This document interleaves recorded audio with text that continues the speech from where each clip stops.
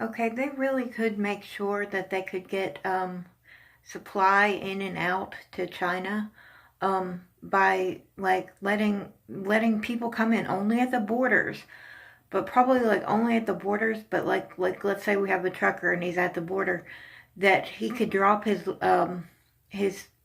luggage or his you know product off and leave it, and they could leave it there for 30 days around the border to make sure in case anything got in that it didn't get past the border. But at that length of time, they could take it and individually take it to, like, after that it's gone to a warehouse at the border, they could take it to like a grocery store or something like that and allow people to actually buy it. And I think that most of the problem with coronavirus could be solved that way. I know that it can can stay alive on skin for a certain amount of time because of the fact that they want you to wash your hands.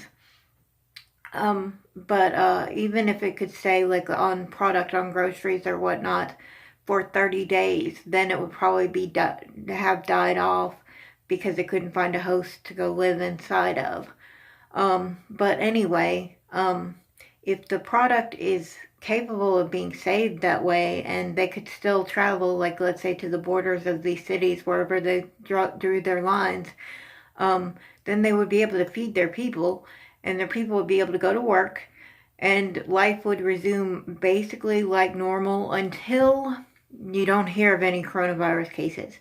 And when you stopped hearing of all the coronavirus cases, you know, timidly, and you've got everybody in quarantine too, and you don't hear of any coronavirus cases, that would be like ground zero where there are none, where there actually are none, because everything's been in quarantine. So if there was one, it would just stay on the one that it was on, um, and you'd have it and you'd pass through it.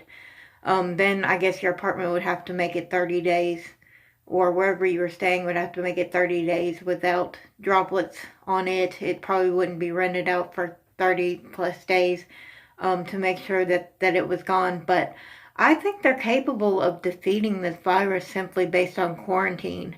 And I think it's weird that they're not trying to do that. It makes me think that they have something that we're not aware of, like immunologically or something. Because I've heard that you could get the case twice, but maybe not. Because if they come up with something immunologically, which would be great, they could defeat it that way because it couldn't get onto a carrier that hadn't had it before. They couldn't, like, if you'd had it before, you couldn't get it again. But that would be great if they could find a way to like make the trick the virus into doing something like that. But